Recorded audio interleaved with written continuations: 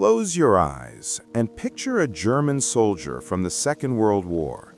The image that comes to mind is almost universal.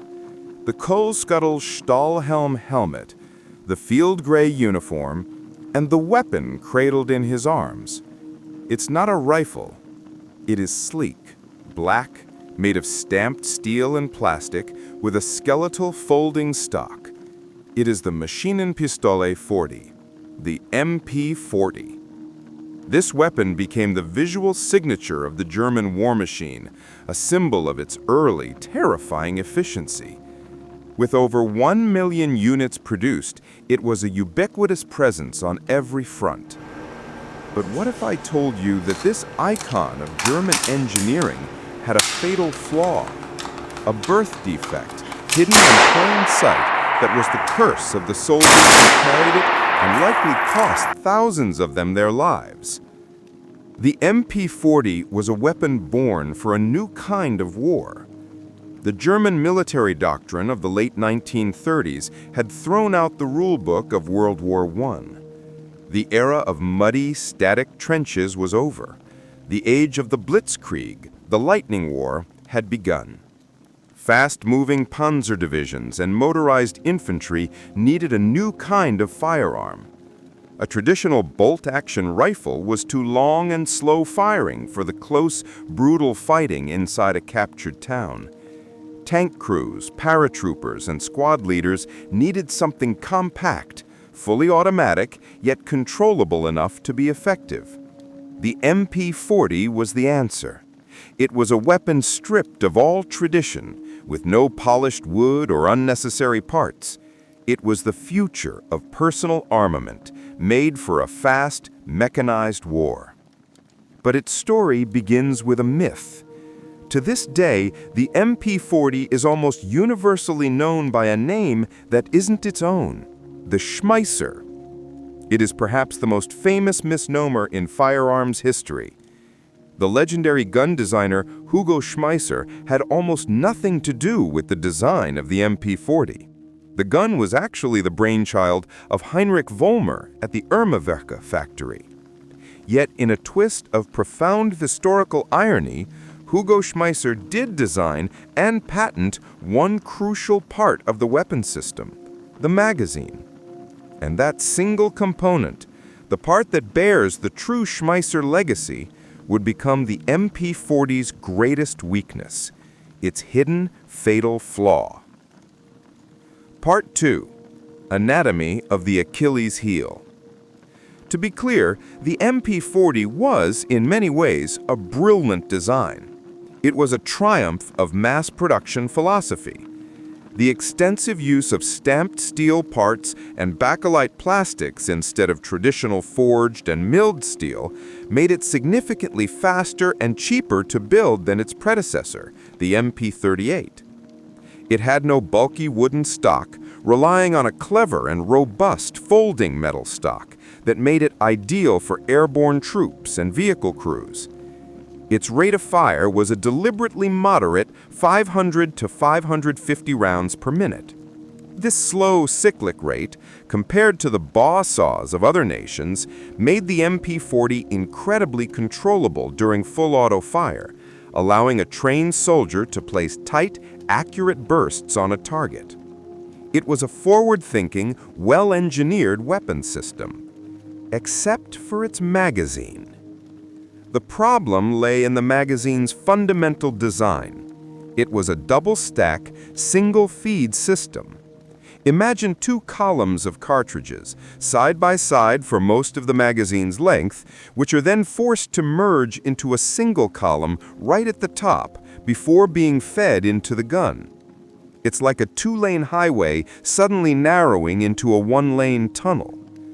This design, patented by Hugo Schmeisser, is notoriously problematic. The shoulders of the magazine, where the two columns merge, create a massive friction point.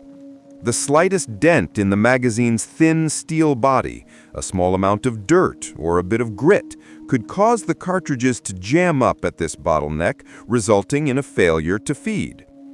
In the clean environment of a firing range, it worked well enough.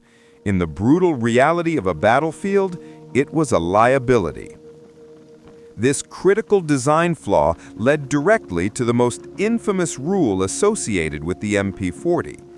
Soldiers were explicitly and repeatedly forbidden from holding the weapon by its magazine. But it was a natural, instinctive impulse.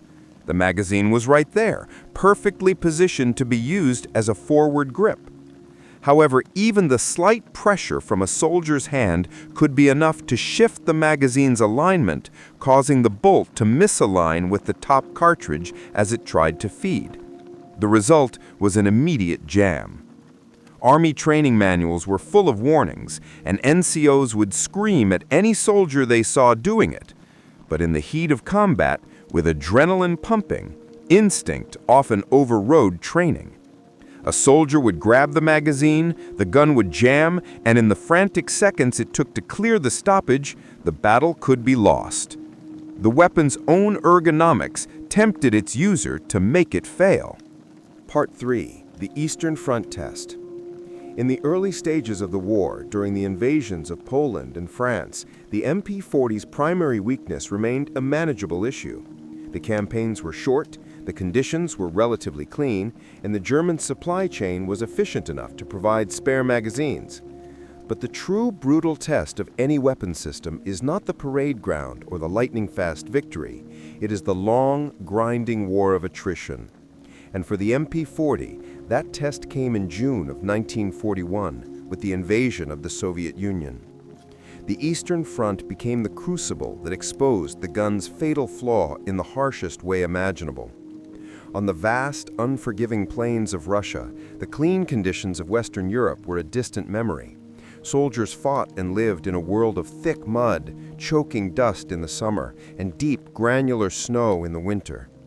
This was a nightmare environment for a sensitive, single-feed magazine. Dirt and debris would inevitably find their way into a soldier's magazine pouches. A small particle of sand or a bit of mud, insignificant to a more robust design, could be enough to cause a jam at the critical feed lips of the MP-40's magazine. As the war dragged on, the quality of manufacturing also began to decline, and the thin steel walls of the magazines were easily dented, creating another potential cause for a fatal stoppage. It was here that the MP-40 met its ideological opposite and greatest rival, the Soviet PPSh-41. Where the MP-40 was sleek and modern, the PPSh-41 was crude, almost primitive in its construction. It was stamped from rough steel and fitted with a simple wooden stock. But it had one enormous advantage. It was designed from the ground up for absolute reliability in the worst conditions imaginable.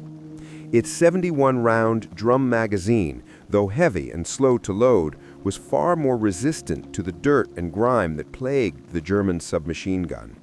Soviet doctrine prized relentless, overwhelming firepower, and the PPSh-41 delivered it.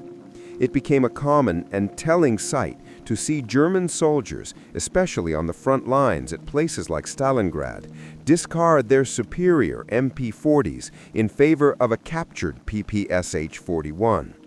They valued the Soviet weapon not for its looks or its ergonomics, but for one simple reason. When they pulled the trigger in the middle of a frozen, muddy firefight, it worked. The loss of a soldier's faith in his primary weapon is one of the most powerful demoralizing factors in combat. And on the Eastern Front, the MP-40's unreliability became legendary. Part 4. Not the only sin. While the magazine was the MP-40's most persistent and cursed flaw, it was not the only design choice that proved problematic. A second serious issue was inherent in its very mechanism. The gun fired from an open bolt. This means that when the weapon is cocked and ready to fire, the bolt is held to the rear, leaving the ejection port wide open. A closed bolt design, by contrast, has the bolt forward, chambering around and sealing the action from the elements before the trigger is pulled. The open bolt system was simpler and cheaper to manufacture, and it allowed for better air circulation to cool the barrel. but it created a gaping vulnerability. That open ejection port was an invitation for mud, dirt, sand, and snow to enter the gun's delicate internal mechanism, another factor that crippled its reliability on the Eastern Front. More alarmingly, this open bolt design created a significant safety risk. The only thing holding the bolt to the rear was a small sear connected to the trigger. There was no separate manual safety mechanism in the traditional sense. If an MP-40 was dropped on its stock, or if the weapon received a sharp jolt, the inertia could be enough to make the bolt jump off the sear and slam forward. If a magazine was inserted, the bolt would strip around, chamber it, and fire, all without the trigger ever being touched. This was a well-known and dangerous issue.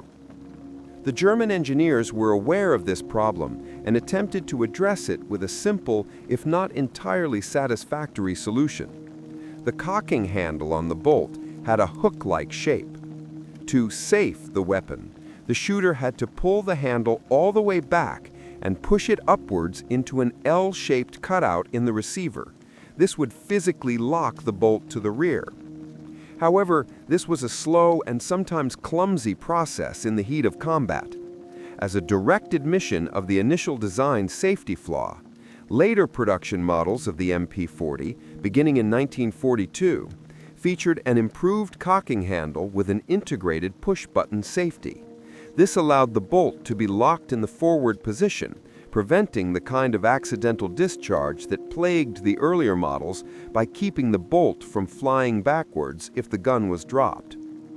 Despite these significant flaws, it's crucial to understand that in its intended role, the MP-40 remained a formidable weapon. It was never meant to be a frontline infantry rifle. It was a Maschinenpistole, a personal defense weapon for specialists, and a squad support weapon for close-quarters combat. For controlled short bursts at ranges under 150 meters, its low rate of fire made it more accurate than most of its contemporaries.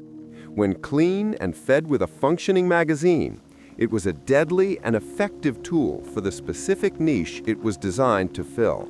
Part 5. Verdict on a flawed icon. So we return to the central question: what was the MP-40's single greatest flaw? The safety issues stemming from its open bolt design were undeniably serious, leading to dangerous accidental discharges. But that problem could be mitigated with proper training and was eventually addressed with an improved safety mechanism. The ultimate unfixable and most consequential flaw, the one that directly impacted its performance in the life-or-death moments of combat, was its magazine. A weapon can be ergonomically awkward or even slightly unsafe, but if it fails to fire when the trigger is pulled, it has failed its fundamental purpose. The unreliable magazine undermined the very core of the weapon's function, turning a brilliantly simple production gun into a liability when it mattered most. Yet the true legacy of the MP-40 is not found in its combat record, but in its manufacturing philosophy. It was a pioneer. It proved to the world that a highly effective automatic weapon did not need to be a finely machined, semi-artisanal product of polished steel and walnut. It could be built quickly and cheaply on industrial presses by a less skilled workforce using principles of mass production. This concept was a revelation. The stark, brutal efficiency of the MP-40's design directly inspired its enemies. The British Sten gun and the American M3 grease gun are the ideological children of the MP-40. Both were created with the same goal: to produce a submachine gun as quickly and inexpensively as possible by embracing stamped parts and simple construction. The MP-40 taught a lesson that would define small arms design for the next half-century. In the end, the Maschinenpistole 40 is a perfect paradox.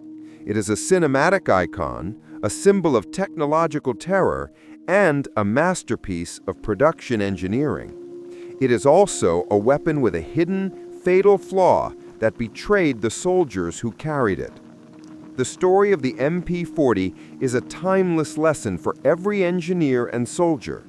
In any complex system, there are no minor details. The strength of the entire chain is only as strong as its weakest link. For this icon of the Blitzkrieg, that weak link was the one part that fed the beast, and it proved that even the most legendary weapon can be brought to its knees by a single critical point of failure.